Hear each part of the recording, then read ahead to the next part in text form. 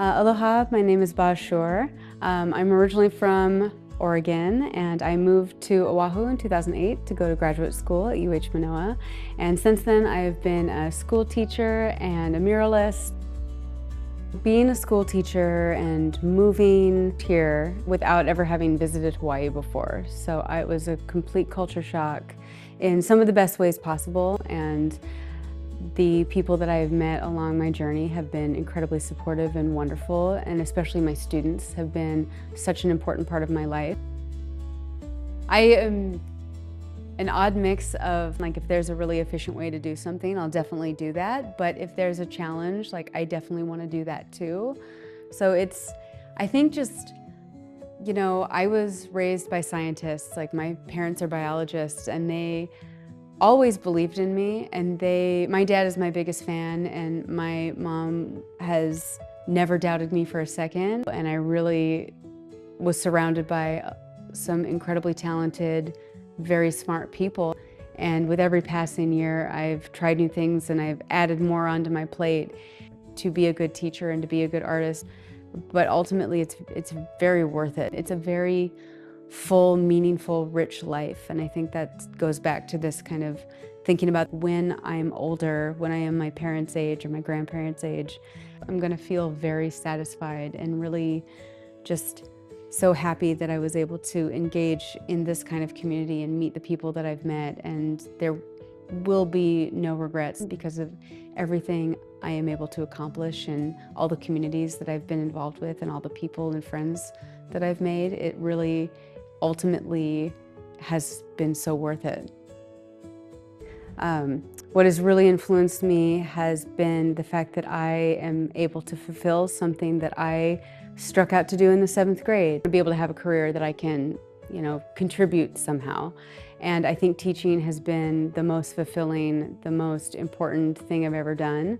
And it has also allowed me the freedom to be a part of community activities and to paint murals for schools and to do things that I think beautify spaces and make places feel safer for kids.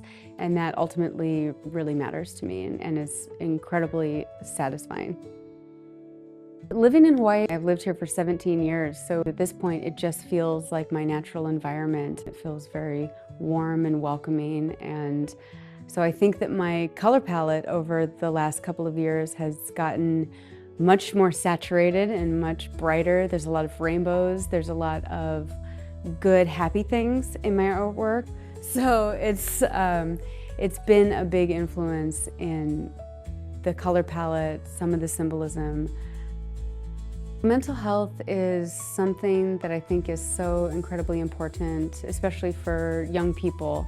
So I think a lot of my work is very colorful because it parallels that experience of how we just live as human beings. So through that journey, I've been able to kind of translate that into the colors and the shapes and the symbols that I use. So even though I think a lot of my work isn't easy to visually read sometimes because it is so personal, it's an important part of my self-expression to explore that inner side of me in a very outer kind of way. I am an elder millennial, so I have been through this dramatic change of technology. So my ability to work with technology is definitely progressed. So I did my first mural actually when I was 17. I was working at a YMCA and I was a lifeguard, and they had this kiddie pool that was in a basement and it had carpet on the walls, and I convinced them to let me put plywood on and paint these whales. And since then, I've gone to art school and I've got better and I've made friends in the community. It's like you use the grid method and then the doodle method and then a projector, and now I use a VR headset sometimes. And I think just being open to change and being open to learning things, and I think being a school teacher really helps that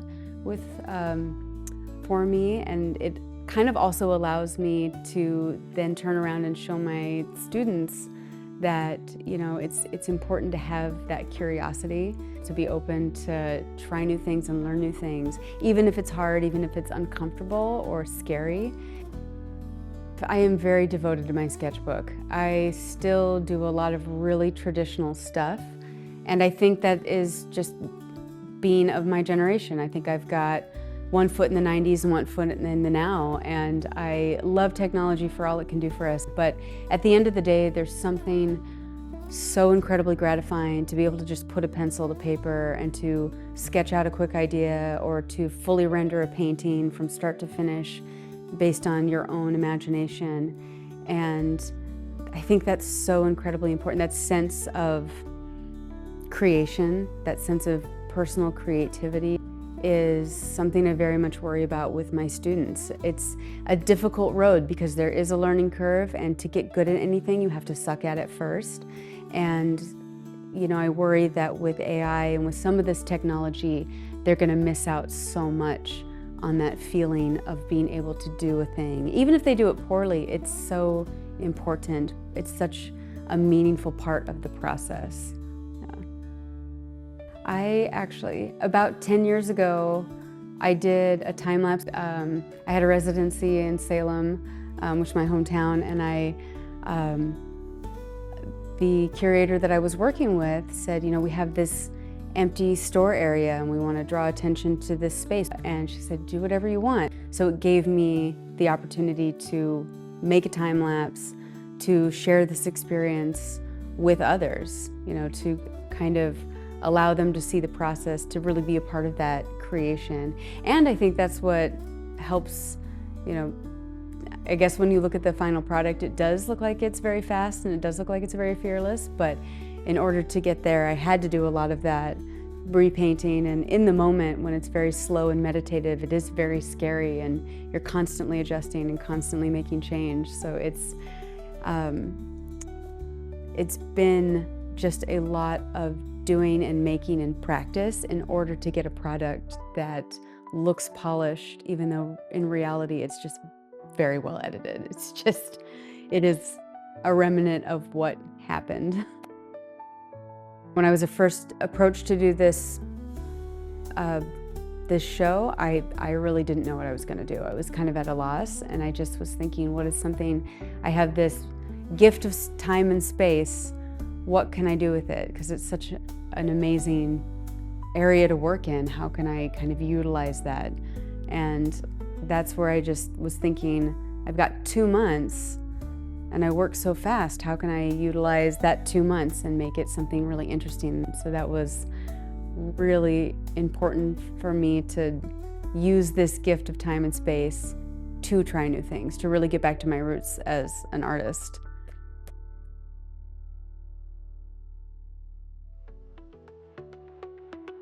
This was a really exciting project because of the size of the canvas and the space that I get to work in and the freedom that I got to try new things and explore.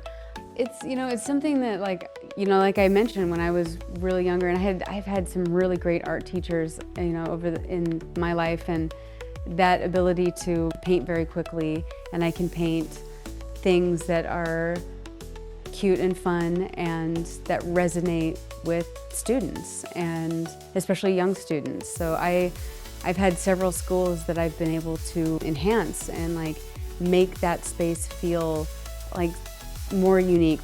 It's a great chance to, like, that's how I give back to my community, and then maybe somebody else will also give back a little bit. And it's a very community, it's a very ikeākea effort. You know, if we all work together, if the village gets involved, then we're all going to benefit. You know, we're all going to have a nicer place to live. We're all going to have a better experience being a part of this group. My murals are very bright and colorful, and they're very large and in a public space. And when a client approaches me to do something like that, it's usually with the intent to beautify a space with a lot of bright colors and a lot of local symbolism and things that just, you look at and you resonate with, to make their environment a place that they are proud to be in, that feels like a home space, that feels safe. When I'm talking about small drawings or canvas pieces, that is more of a personal self-expression, so that might not feel as welcoming or might not feel as readily understood. and both of those things are okay. As humans, we're very complicated, so I think to limit any one person's self to be viewed any one way is doing that artist and that viewer a disservice. I don't have a grand scheme for how I'm working. I think I get interested in certain things, or I have certain things available to me, or I just have an idea and I'll pursue that idea, or there'll be an opportunity. I had an opportunity a couple years ago to be involved in a small matchbook style show, and I've never really done anything like that before or since, and I think experimentation like that keeps us as beginners, and I think it also helps us stay as curious learners.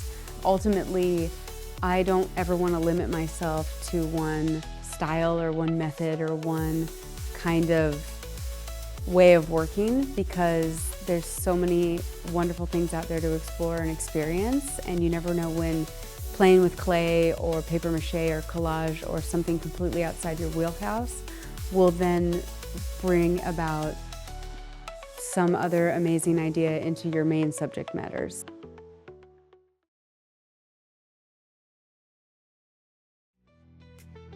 I really like summer as a theme.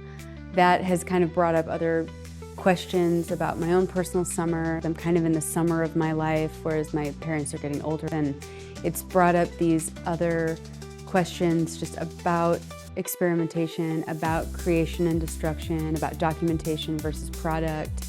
And it's really honestly ignited something in me that I haven't felt in a really long time, just making work that explores things that are so personal and maybe not universally understood or able to read visually, but I think that is helping me create something that's more engaging. So yeah, I'm really interested in kind of re-exploring what it means to make work in this way.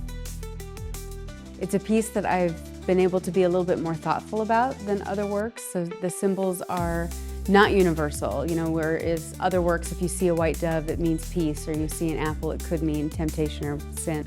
And so my work has some very personal and very specific symbols. So like, for example, there's 17 blueberries, which represent the 17 years that I've lived on Oahu. But the blueberries also have a connection to a memory that I had as a child and as an adult, blueberry picking in Oregon with my dad. So it's this passage of time, and it's kind of thinking about memories in the past, the present, and the future. And the whole canvas is a kind of memory. And so when we kind of think about covering the work and revisiting the work and bringing back these old memories, they're there. So it's been this really personal journey for me to think about my past summers and my past experiences and what some of these things represent and mean to me in a way that when I look at it, it brings up very specific emotions and very specific things, whereas other people, it's completely fine if people don't get it. It's okay. It's nice to be able to even just put it out there. Every piece of it has a very personal meaning. The figs represent one thing and the shoyu fish represent another thing. But even within the 8 shoyu fish that are up there, each fish is painted differently because they represent a specific thing. So I could put a whole answer key up here. I don't know if that would help or if it would close people off to putting their own interpretation on it. Because if they're engaged in art and they're looking at art, and they're engaging that creative part of their brain. As an artist and a school teacher, like, that's all I could hope for. That's enough for me. It's a more classical subject matter, but painted in a really performative, contemporary kind of way. So it's this remix of genres and elements that I think is important to show my students, like just kind of showing them that, their preconceived notion of what art could look like, this historical, classic kind of thing. It really doesn't have to be. Your art can be anything that you want it to be. So it's a mix and match of a nod to my ancestors as well as just keeping it real with what I want to do. Memento mori, the Latin phrase, it means you too will die. And important to remember we're at that stage of life when, death is still in the distance, but you can see it. And it's a reminder to live life to the fullest. But there's also another phrase, momento vivere, that means that you will live. And it's an important reminder that although death is an inevitability, like your life could be long and wonderful. So how you spend your days really is ultimately what matters. Art is really precious, but it's also not at the same time. It is important. Making art and making beautiful things is the whole point. It's why we're here, is to live a life of beauty and to enjoy our limited time on this earth. But at the same time, it doesn't do anything quantitative, qualitative, but for me personally, it's everything. If I had to give a tip to young people who are really interested in a creative field, is to know your worth and know that what you're doing matters, and you're not going to get replaced by AI, because your creative curiosity is something that is impossible to be replicated by a machine.